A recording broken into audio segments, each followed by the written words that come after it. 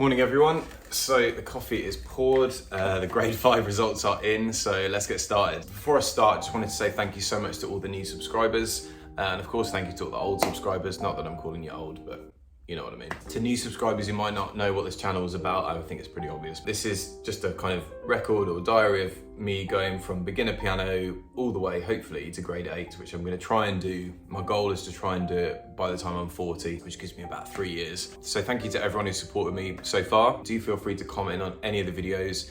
Let me know what I'm doing right, what I'm doing wrong, and yeah, we'll continue to grow from here. So on to the exam. Grade 5 is an interesting one. It's often seen by a lot of people as almost like the hinge point between the lower grades and the higher grades. Just to go back over my own prep for grade 5, I started about 6 months ago. So in some ways I do feel like I've rushed it a little bit perhaps, but I started back in December and actually started what felt quite well. I was kind of playing quite a lot of pieces, recording them, getting them up on my channel. You can see I think from January up to March or April or something, I put up so many new pieces and I thought, oh, this is going really well. And then about 2 months ago, life just got insanely busy. I actually started transitioning careers. So I'm kind of leaving my acting career behind, which I've done for the last 15 years, and transitioning into something else, which is actually, funny enough, is actually in the piano business, but I'll talk more about that another time. It basically resulted in me kind of ending up working some pretty hefty weeks, doing 2 jobs at one time and working sort of 55+ hour weeks, which I'm still doing now. Sometimes it would be kind of 2 or 3 days in between me actually managing to sit at the piano. On top of that, my teacher about 6 weeks ago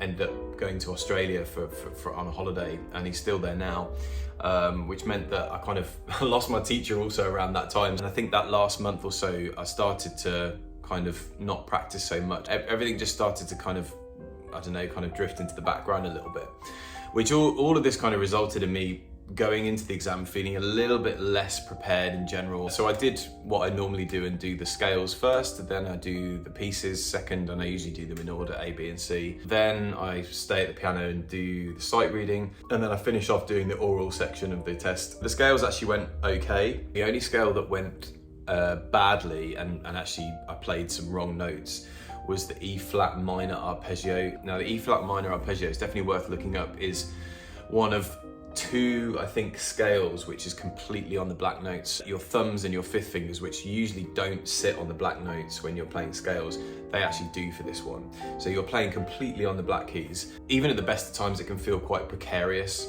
And you feel like, especially with your thumbs, that like they're gonna slip off.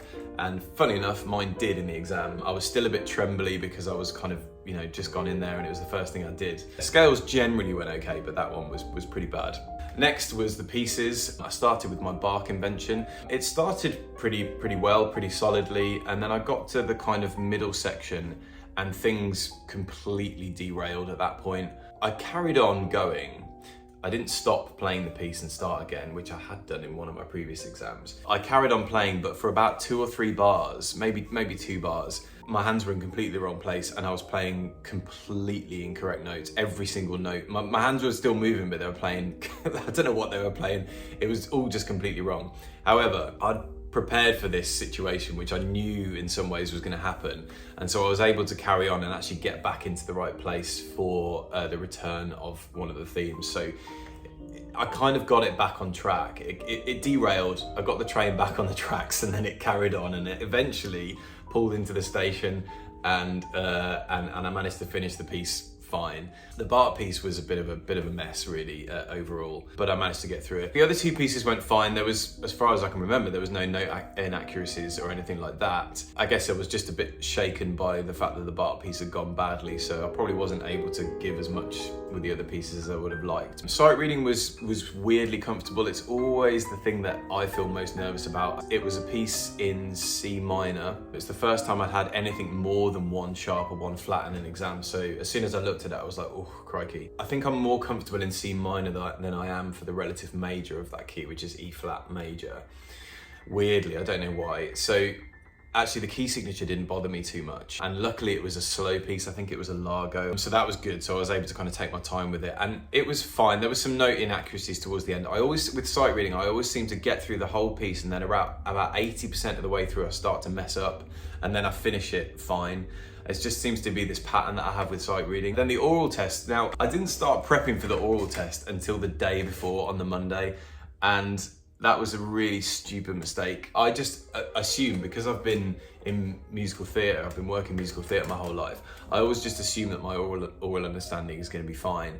But actually, it's always worse than I think it is. I used to be a singer. I used to sing in shows in the West End, and I still have trouble singing the replies when they play a melody and get you to sing it back. I just can't remember it when they played it. It's like, this is something, for anyone who doesn't know, it's like when you're singing in the West End, you don't need to do that. That's not really a requirement.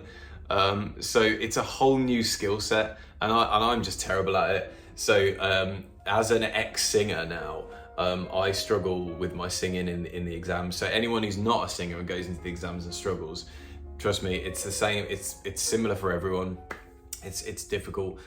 So there was definitely some inaccuracies in my singing when I went in there. The rest of the oral test went fine. He played a Baroque piece, and I managed to identify that and give him some reasons why it was a Baroque piece. So oral test went kind of okay, except for the singing replies, which were inaccurate. I remember walking out thinking, oh yeah, that didn't go as well as the other ones. It was sort of just a bit nervy. I think my general feeling of being unprepared affected every single part of the exam in some small way. So onto the results. Unsurprisingly, my score was quite a bit lower than it had been for previous exams. I got 127, which is a merit. It's like 3 below a distinction, I think. Obviously, I was a little bit disappointed I didn't get a distinction, because it would have been so lovely to have like a clear run of distinctions from when I started up until now. But I think under the circumstances, I'm quite pleased that it was a merit. As I said before, the last 6 weeks I've been working some 12-hour days. I haven't had a teacher to go to, and sometimes I haven't sat down at the piano for 2, 3, 4 days at a time. So even though the beginning period of the grade 5 prep, like the first 3 or 4 months, went really well, and I was really solid with the practice, like every day doing stuff, it did derail towards the end, and I think that certainly kind of contributed to me feeling unprepared when I went in. Not only was I unprepared, but I knew I was unprepared as well, which kind of messed with my confidence a little bit in the exam. So under those circumstances, I'm actually quite pleased that I got a merit. But I think this has been a really good experience for me, because I think I was under a bit of a false sense of security for my grade 4 exam.